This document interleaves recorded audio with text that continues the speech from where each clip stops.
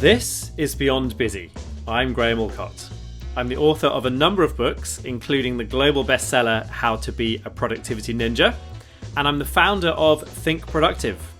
We help people to make space for what matters and get more done, and we partner with some of the world's leading companies who share our mission to transform the world of work.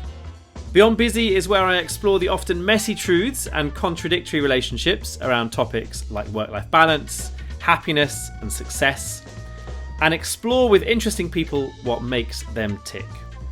In short, this is where we ask the bigger questions about work. My guest today is Ranjay Gulati. Ranjay is a professor at Harvard Business School and the author of Deep Purpose, the Heart and Soul of High-Performing Companies. In this episode, we talk about how to harness a sense of purpose to create a great team, the power of good storytelling, and Ranjay offers some leadership lessons from the Seattle Seahawks NFL team and Howard Schultz at Starbucks. And stay tuned at the end for a great story about Ranjay's mum as well. This is Ranjay Gulati.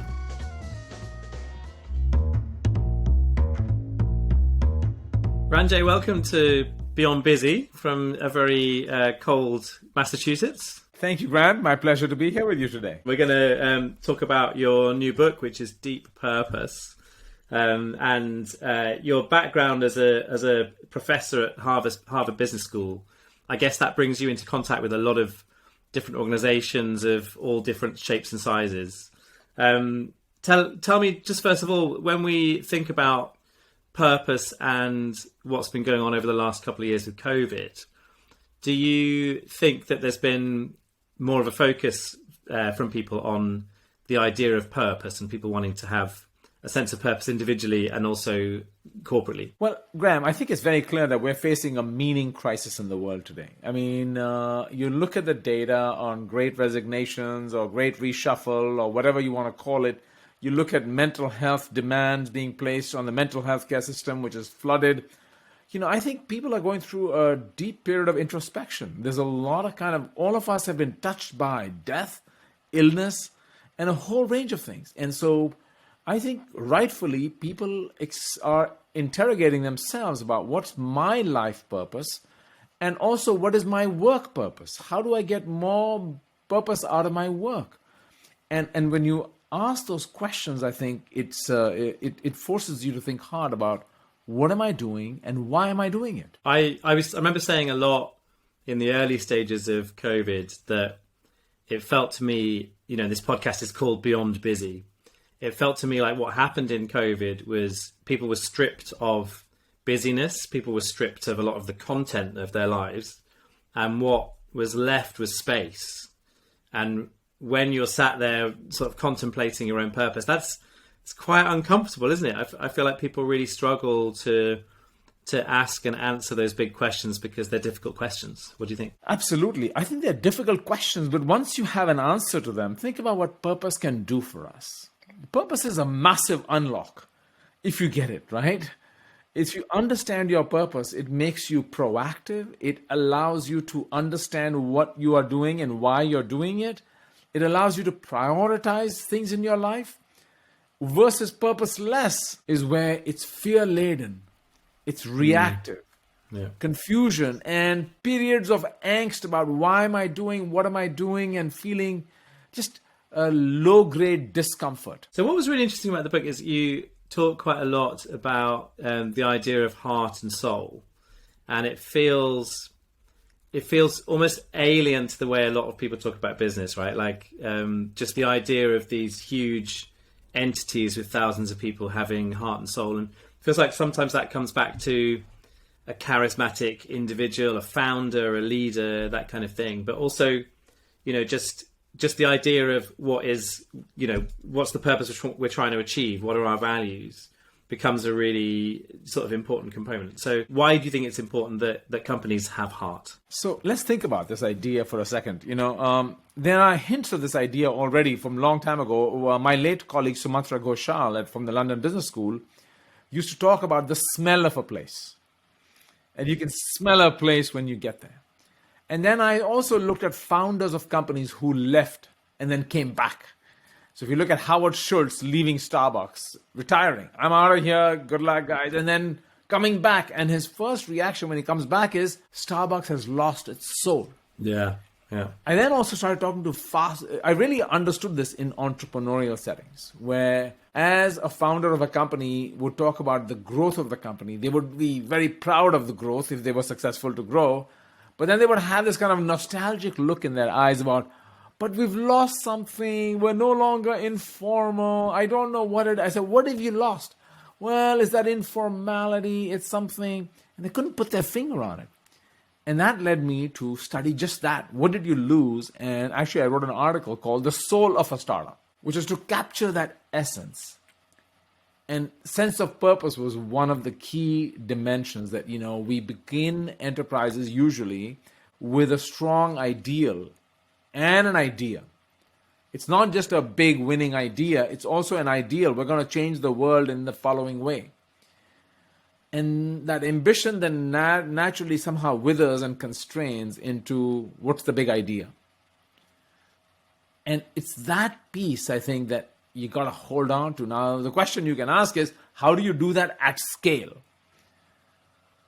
And what if you never had it? Then what do you do? Yeah, because you were so you talked at the beginning there about Howard Schultz at Starbucks, and in the book you call it something like, is it the personification paradox? And you're talking about just that idea of that care and that all those kind of small details that really make up that sense of soul and the kind of smell of the place. So when you think about scale, like what examples would you give of companies that do that really well at scale? So where there's a real purpose, but also it's not reliant on one person. It can scale massively and radically. So I did look at a number of small companies, but I also looked at large companies. So I looked at, for instance, Lego and what Lego did and what Jorn von Nordstrup did over there at Lego. I looked at Microsoft and what Satya Nadella did at Microsoft. And so these are large enterprises. I looked at Bueller, which is a privately held Swiss company, but also a global enterprise. And you discover that, it's much harder, of course, because when you're operating at scale, you got to figure out, craft the message, you got to communicate and cascade the message, you got to bake it into your system structures and processes in the organization, kind of almost like baking it into the DNA. And if the company is already large or it's lost its purpose, then it takes a little longer.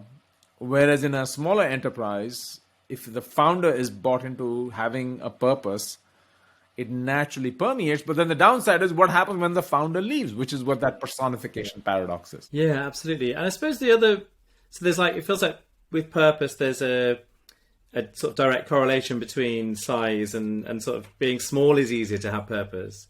And then the other one there was an interesting thing that you raised in the book is the idea of sort of community purpose and societal purpose. And you mentioned Mars in the book.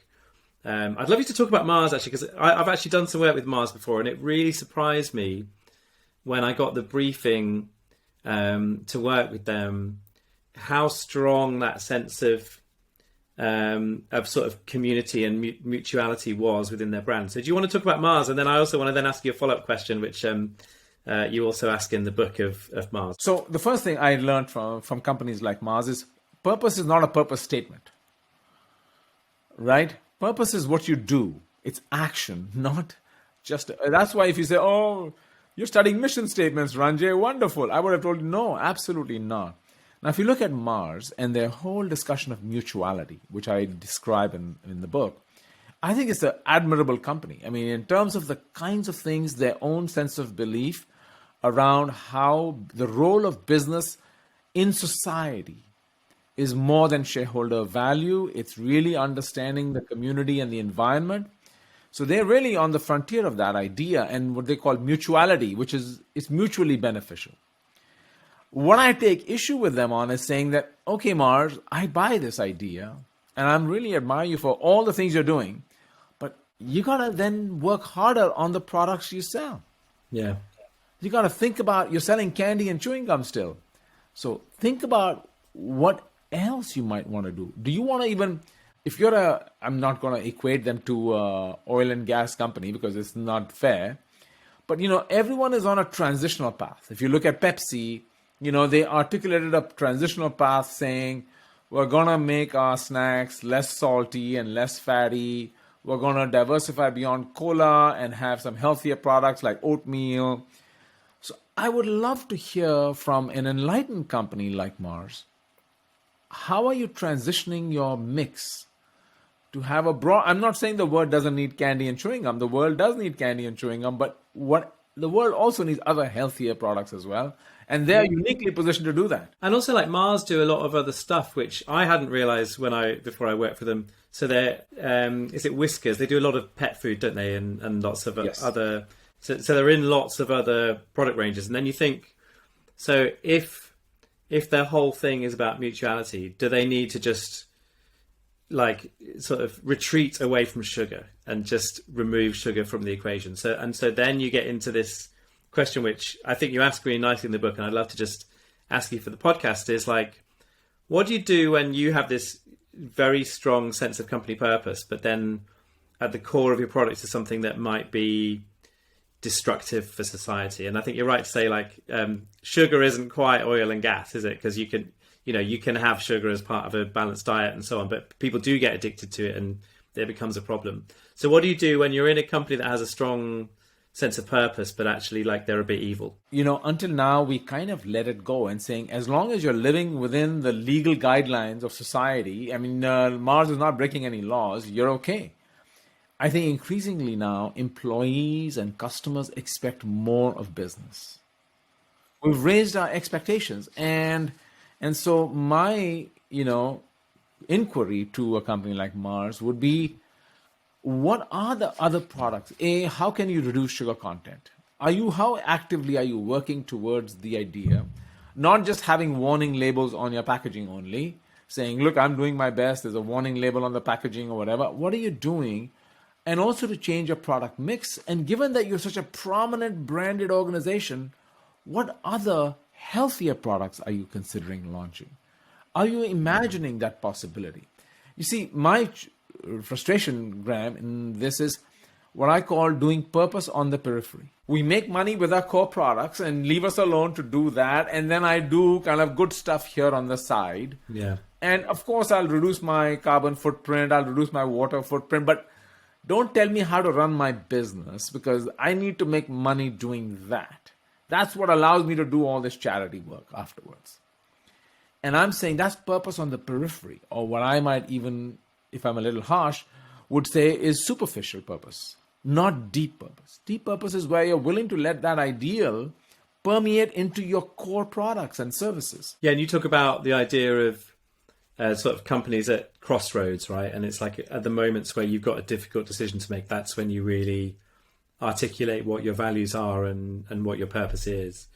And I suppose the other thing that feels like it's like harder when it comes to purpose is the idea of long-term versus short-term, right? And so all of those examples that we were just talking about, it's like, well, right now and this year and next year, these are the cash cows. These are the things that are going to make us money. So being able to, move into different verticals, into different sectors, all that sort of stuff it's all very well, but that's long term and that takes time.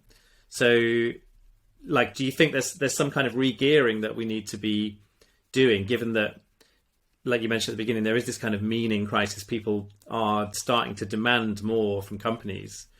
Do we need to start gearing how we do capitalism to be a bit more focused on the long term versus the short term? What do you think? Great question, Graham. And I think here's the question I would ask you of your question. Implicit in that question is that you have to inherently now make trade-offs between short and long term. So you're saying, you know what? Don't worry about short term. We'll give you a break on short term. Just go think about long term. And I think this was a confusing piece for me. Can purpose go with profit? Is another question people like to ask. It short-term profit is what they mean, really, or is it one or the other? That is about trading off. And I think what I've learned is purpose is not an extractive force to tax business and say, you know what, short-term pain, long-term gain. Purpose can be an animating, energizing force. If the employees who show up to work experience a more purposeful work environment, we know from research that they are much more productive, twice as productive as satisfied workers. Right? Their absenteeism is lower, their own health outcomes are better. So you have a more productive workforce and happier workforce. Your customers, there's customer loyalty data showing that customers are more loyal. So I'm not saying it's the best, the next holy grail of sliced bread or whatever, that, you can suddenly have everything. It isn't. But first thing to note is purpose allows you to animate and energize your business to achieve more with less. That's the first piece of it. But that then says, that means purpose is win-win. I don't have to make any choices. No. Purpose requires very hard trade-offs. But when you are purposeful as an individual, you operate from a place of freedom. You understand these are not hard. They may be hard to others, but they're not hard to you. And just the way that applies to us individually, it applies to organizations too. When the purpose is clarified, decision-making becomes easier. Choice-making becomes easier. Your communication with your employees is more and customers is more transparent. And you have a better understanding of your place in the world. Let's bring this down to like the practical level of somebody who's working in a business. And it feels like obviously there's almost like two things that we can take from a conversation about purpose, isn't there? One is, how do I ask the right questions in order to really understand my own purpose? And then the second part is almost like the tactical stuff that I can do to make sure that I'm really articulating that purpose really well, of both my individual purpose and the company purpose, and making sure that they're aligned. So just like on that first point, like you've obviously done a lot of thinking about purpose, and I'd love to know for you personally, like what are the questions that you've most resonated with in terms of defining your own purpose, or that you've seen other people do that. So, just in terms of that, the questions that you can ask to help really understand your own purpose and define your purpose. So, I found it interesting. I first was confused because I got confused between individual purpose and company purpose. Are they two different things? And I discovered purpose in our lives is a layered construct. There's our purpose of our life, there's our purpose from our career, and then there's purpose from our job. And a lot of us live compartmentalized lives. I have my day job, and then I live my purpose after I come back from work. Increasingly, people want more coherence, connection across these different constructs, right? So we're looking for that. And actually, I discovered the answer in the world of sports. So I wrote a case on the coach of one of the successful American football teams, the Seattle Seahawks, and Coach Pete Carroll. And he seems to have this kind of cult following of players who really want to play for him. And his model of coaching is very different from the other many other coaches, where it's a very demanding transactional model. You perform and you're in. If you don't perform, you're out. He also wants performance, but he has this kind of purpose-laden leadership style. And what he's learned is that in order to get anyone to buy into the team purpose, which is winning and commitment to each other and all that, you need to help them understand what is their own purpose in life. That people are more receptive to learning about an organization's purpose and buying into it if you also first activate in them their thinking about their own purpose. And then I saw this at scale at Microsoft, where the CHRO of Microsoft, Kathleen Hogan, said, you don't really work for Microsoft until Microsoft works for you. Yeah, I thought that was fascinating. And Satya had this whole thing about he wanted to kind of refresh the culture in a way that then people could start to sort of like see Microsoft as a vehicle for their own passions and the things that they wanted to do. Can you just talk to us a bit more about, because it feels like a really risky, chaotic idea on the one hand, but like, what does that look like in practice for Microsoft? First of all, Graham, I was also, like you, I felt it was risky. I said, are you telling Microsoft can now allow people to go and climb Mount Everest and go on a biking holiday and do whatever they want? It isn't that, right? You're looking for an intersection between Microsoft and its technologies that empower others to do good things. And if you bring an idea to them that helps you feel that you're empowering your customers, then they're willing to. But they also want to celebrate what you're doing in your life. And if they can support you, they will. Right? So there's hashtag Microsoft Lives. They have kind of talk about your own life. Who are you? Why are you here? What do you do? And by the way, if you have an idea that intersects with what Microsoft does, then bring it to us and we'll try to see if we can do it. And so it's that intersection set you're looking for, but it's also allowing you to celebrate and acknowledging you as a whole human being. Part of Graham, what we do is we all come to work with a mask on, right? I have my work mask on. And these companies are asking us to take part of that mask, not all of it off. So this whole idea of bringing your whole self to work is not what they're saying. Yeah. They're saying you can take some of that mask off. KPMG did a fascinating exercise in their company where they asked every partner and member of the staff to, on an index card, write down, why do I come to work? And it could be to make money. That's okay. Yeah. And then they put all those cards on the wall as you walked into the entrance of the offices. And it allows you to understand other people's purpose also. Why do they come to work? So this idea that we are human beings, we understand each other better, we also are connected to our own personal purpose. I haven't thought about this before. Why do I work? Right? Is it money or prestige or status or esteem or colleagueship? Why do I work? And being able to connect that. And I think back to what you began with, people today expect more out of their jobs. They want to live more whole, connected lives. This idea of compartmentalizing our life is something we are kind of beyond. Yeah, and you mentioned, I can't let the Seattle Seahawks story go without talking about Pete Carroll's mantra is be yourself, be candid, and be kind, which I thought was great. And I'm obviously, as regular listeners to this podcast will know, I'm thinking a lot about kindness and what it means for leadership at the moment myself. What does that mean to you? So be yourself, be candid, be kind. It obviously had a real resonance with you as you're writing the book. And I'd love to know more about what does that mantra mean to you? I think kindness means starting from a place of empathy and non-judgment. And trying to look at the other person from where they are coming from. You can't really walk in somebody else's shoes. They always say, try to walk in somebody else's moccasins. You can't really walk in somebody else's shoes or moccasins, but you can try to come from a place of non-judgment and understanding, and then caring. I just wrote an article a month ago with a colleague of mine, a friend of mine, Frank Cooper, on what do your black executives really want? And it was really amazing to see, first of all, the kind of the negative experience they have in the workplace, but also what they really want. And I think what they want is what all of us want, which is acceptance, understanding, consideration, caring. And when we get that, we create one word, which is trust.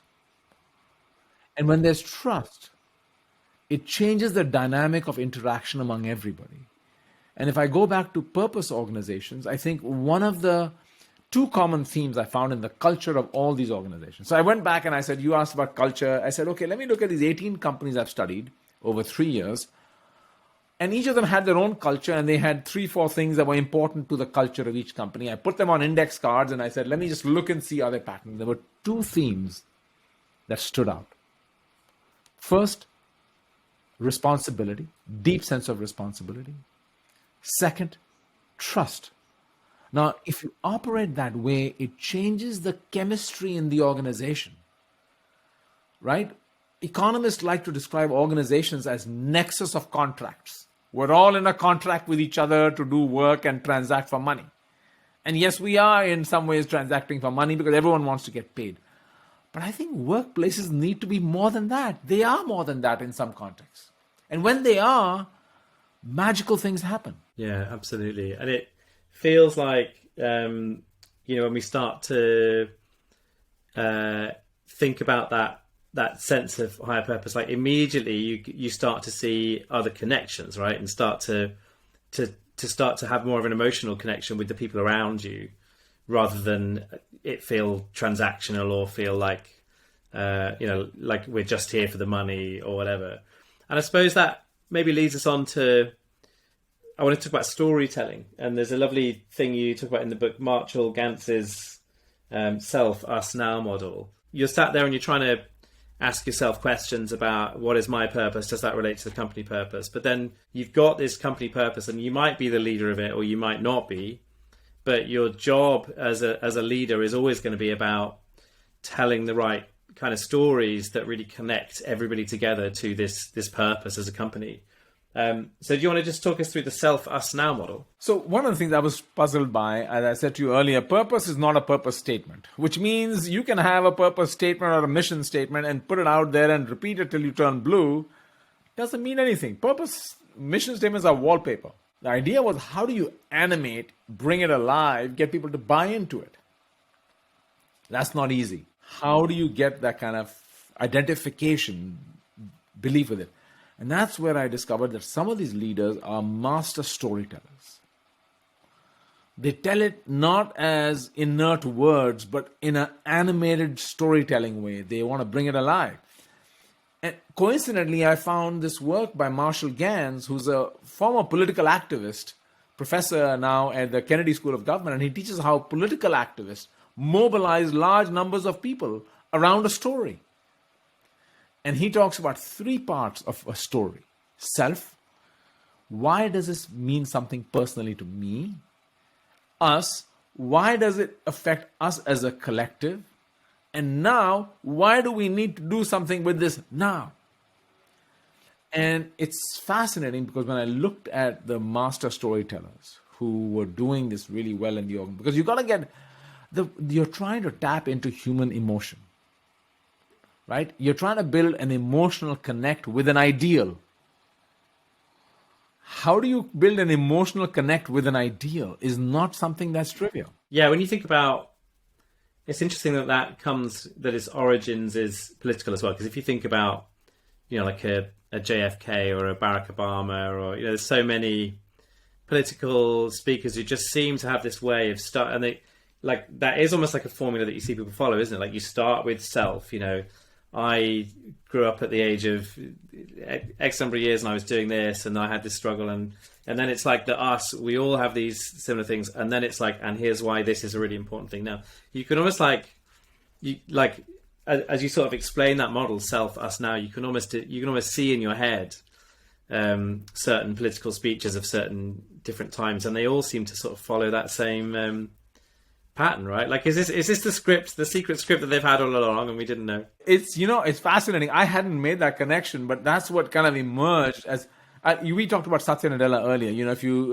I'll make a shout out for his book called Reset. Yeah, where he talks about, and you see him talking about first himself, where he grew up, his child with special needs, how that had a huge impact on who he is as a person, how he imagines himself as a leader. He then talked about the collective, that being part of Microsoft, which is an iconic organization where he saw many people coming with dreams. And then he said, we are sick. He used the word sick. We are sick. And we need to do something about it now. So you can see almost like, I'm sure he didn't script it with this in mind, but it kind of happened intuitively. You can see that if you read Indra Nui's Harvard Business Review article and her speeches that she's given, where she launched Performance with Purpose. It started with her growing up in a middle-class household in Chennai with no water, which is a human right, and how that shaped how she thinks of herself as a leader. So how do you make it personal? Why this is so important to me? Another way to make it personal, which some people try to do, is in the Lego case, the Lego CEO went back to the roots of Lego. Where did it come from? Where did we start? This company was begun by an iconic individual who had a vision. We've forgotten that. So you're trying to create almost like a sacred space in some way, because you're trying to get people feel the connection. that this is something that is not just a slogan. It's not our new marketing or HR campaign. It's something more fundamental and profound. My friend Tom Nixon, who's written a book called Source, has this really interesting idea at the heart of that book, which is that with every business, there's like a moment where it's formed, and and he sort of worked with people who were in sort of business partners, equal 50-50 partners, and they are both there, and he would sit with people and say, yes, but who was the one who said to the other, shall we make a business? Or who was the one who had the spark? And sort of recognizing sometimes that it like in the storytelling, these things almost become mystical, don't they? But it's almost like this like magical little moment or magical little thing, and sort of revisiting the very sort of essence of Lego or the very essence of Starbucks, as Howard Schultz did as he came back in. Like you kind of have to reconnect sometimes to those this slightly ethereal, kind of mystical things. But Graham, just that comment you just said makes me also think that as all of us think about this, it's changing the job of the leader in organizations, and I think we need to ask ourselves, what do leaders really do? What do leaders really do? And I think as the late James March, professor from Stanford, once said, "Are you just a plumber, or are you a poet?" And I think leaders need to be both. Plumber, take care of the plumbing, the hard wiring, the strategy, the organizational structure, the compensation, the rewards, all that stuff. But how do you also do the poetry, which is animating everybody around an idea? How do you walk what Somerset Maugham called the razor's edge, where you're making really hard trade-offs, right? How do you think about this idea and making sure it doesn't decay over time, which it normally will? And how do you then, when you're ready to leave the organization, make sure it doesn't walk out the door with you? Tell us what else you've learned about poetry then. So when we think about storytelling, what are some of the tips and tricks? What are some of the things that you notice being most effective in how people tell those stories as leaders? I'll first say that poetry is very important, but the plumbing is also very important. Yeah, of course. So I don't want to in any way disavow the plumbing piece of it, because I think we need both. But let's start with poetry. I think the first piece of poetry that I found fascinating was how leaders invoke the past while looking into the future. And there's a little delicate fine line here, because when you start invoking the past, it's really easy to get nostalgic about the past, the good old days, and you start reveling in the past. You want to recreate the past. You start reenacting the past. You start to glorify everything we did in the past and say, we're going to keep doing it that way. Yeah, there's a thing in the book where you talk about Walt Disney and how the board of Disney for years after he'd gone would always ask, like, what would Walt do here? And it's like, that's not the right question, is it? Exactly. But you want to engage the past while looking into the future. There's a Ghanaian folktale about the Sankofa bird, where the imagery of this bird is a bird that flies forward with its neck looking backwards.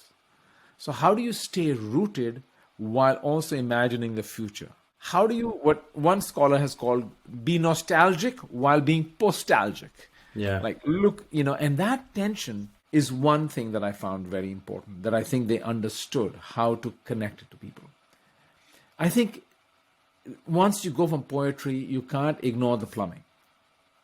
You got to think about the rewards, measurement and reward systems. You got to think about how you're going to hire and promote and develop people. You got to think about the org structure, right? How are you going to empower people more? If you trust them, then you got to learn to empower more. Yeah. How are you going to build collaborative systems that connect people in the organization? I mean, you can't ignore what I call the rewiring in the organization. And then how do you keep it alive?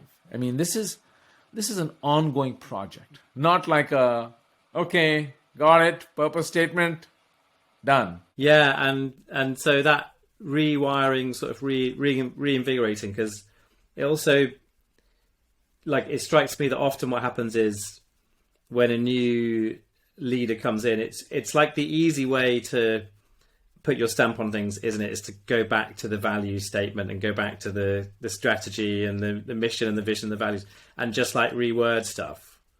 But how do you but what's much harder is keeping people motivated and keeping people on purpose and keeping people invigorated to the same thing, rather than trying to get people to embrace a new thing? Like, what do you think are some of the most important ways that people can think about that question? So, Graham, two parts to that question. I think I think we got to understand that purpose needs to be part of the daily discourse. What you're looking for is the daily discourse, right? Yeah. How much do we use it in our daily discourse in terms of our strategy making, in our customer engagement, our sales organization? To what degree do we even refer to it? To what degree do we even put it up saying, hey, we're making these difficult choices today, but let's remind ourselves of our purpose and hopefully it'll help us make our decision making easier.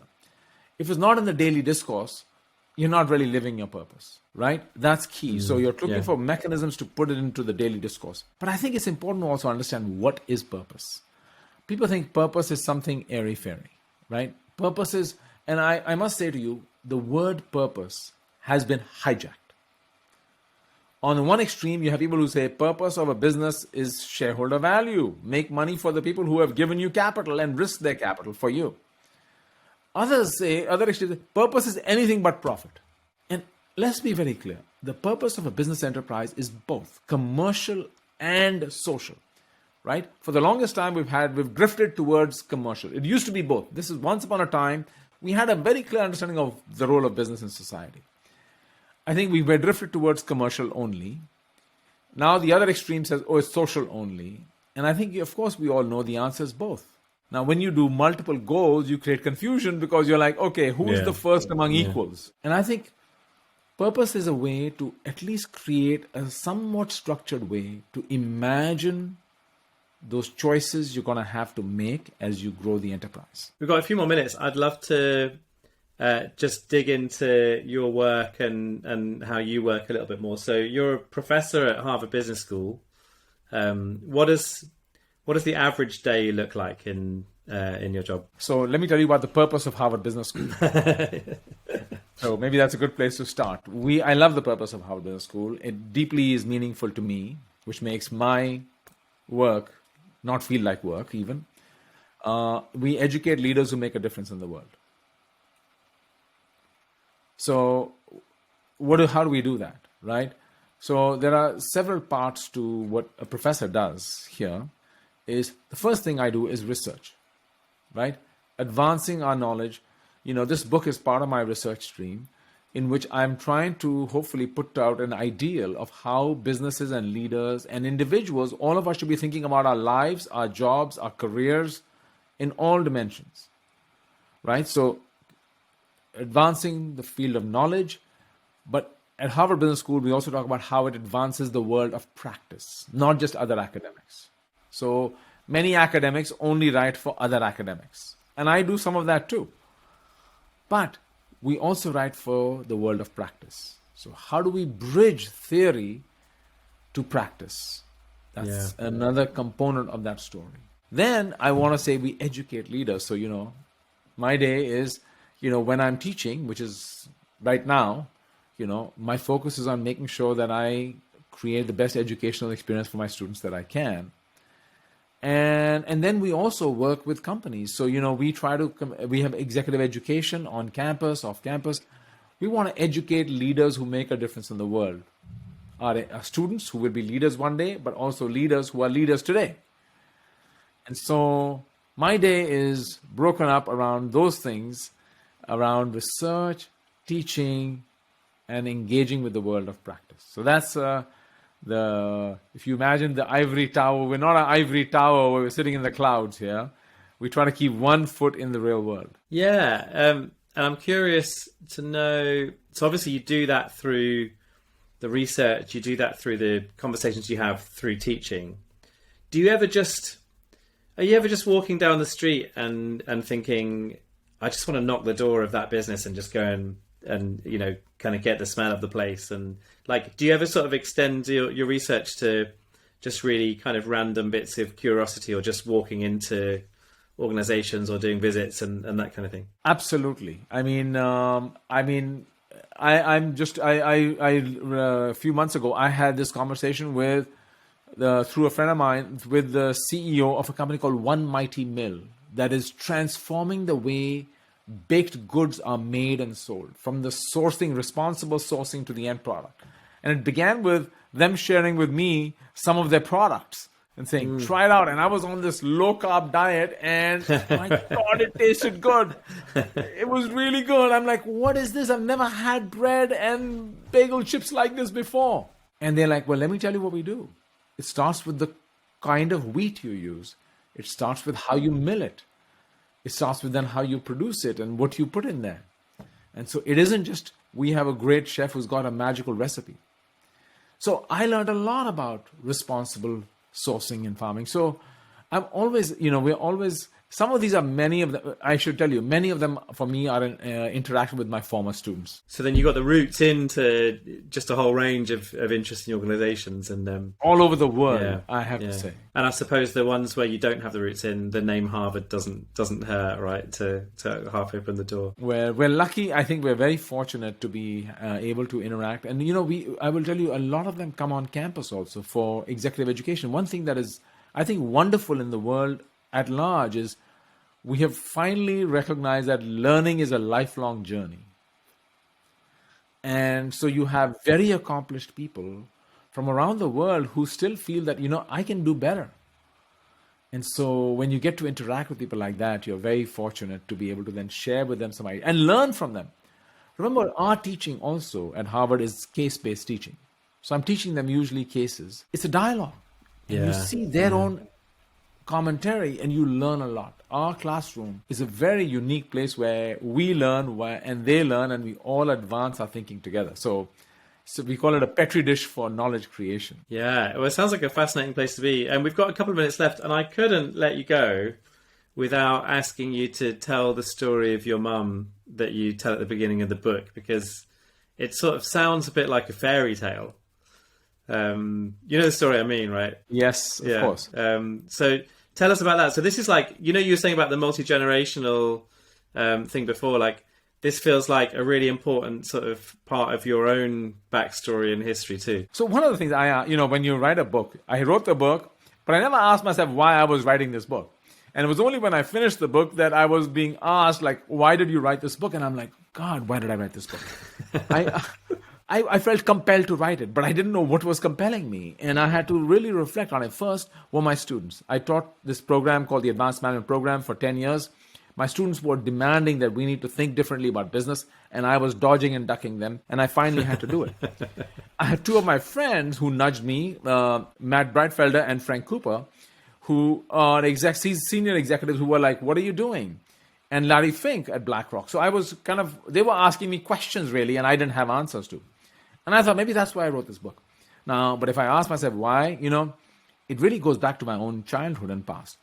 When I was a kid, my mother, who was an anthropologist by training, started a business, a risky venture, because she was took all her savings and put it into this. And as an anthropologist, she was very fascinated by rural women living in small communities and villages in India. And she found everyone thinks of, even in India, city people think of people in villages as kind of primitive, not sophisticated. She found they had a very sophisticated aesthetic palette. They wore beautiful clothes. They had these beautiful handprints. And so she decided she was going to start a business, taking these handprints, putting them on clothing that Western women would like to wear, dresses and skirts and things like that, and try to bring it to the West. This is before hand-printed Indian things ever had even happened in the West. And she started the business because she lost her job first of all, and then she lost her job. So she had a bit of money, and what I loved was the bit where she, with all the money she had, basically got a ticket to Paris and was kind of walking around all the fashion houses of Paris with all these materials saying, hey, can I work with you? Yeah, that was literally what she did. She had 2 suitcases, which is the baggage you're allowed to check in with you. And then she would carry these heavy duffel bags full of her samples and just walk in, because she had no entry point into this. She wasn't even a fashion designer. So she just walk in and say, hello, I'm here from India, and I've got these ideas and design. And the thing took off. But in order to then feed the demand was sky high. It was beyond her wildest imagination. She had to go to the villages and say, can you make this much for me? And they say, I have one table, I make a little bit and I sell a little bit. I don't. So next thing you know is she was financing them, giving them money to expand their business, teaching them business skills, telling them how they can pack and ship and pay tax and do all these things. And next thing you know, there was a whole community of people who were dependent on her. And she had no problem with that because she was running a business too. So this idea, and she had a very clear purpose, which was not to make money. It was really to bring this Eastern aesthetic sensibility to the Western market. Yeah. And her purpose was to develop greater appreciation for people who may live in rural confines and poor people, but who have this beautiful aesthetic sense, and connecting the two. Now, of course, she wanted to make money in that too. She needed to survive. So I came to realize that businesses can have a purpose. The purpose can have a social and commercial component to it. And when you do, you yourself are deeply inspired and energized, and you bring that to the people around you as well. And I hadn't forgotten this because I started working in a business when I was 10 years old, and I continued working with it all the way through high school. All my summers were spent basically parked doing something or the other, getting fabrics or something, sometimes even going to Europe trying to sell for her. But now I look back and I realize the genesis of my idea around interest in purpose and purpose-driven businesses came out of that. Which just feels like, just the perfect sort of note to end the conversation. Tell us how people can connect with you and how they can get the book, Deep Purpose, and anything else you want to share. Well, the easiest way to find me is on LinkedIn. I have a newsletter on LinkedIn too that I put out every, I would say, 2 or 3 weeks. It's only 1 page long. And my book comes out on the 8th of February. And I have a website where a bunch of information about the book is already there. It's called deeppurpose.net. So LinkedIn or deeppurpose.net, or you can find me on ranjaygulati.com as well, or the Harvard Business School platform as well.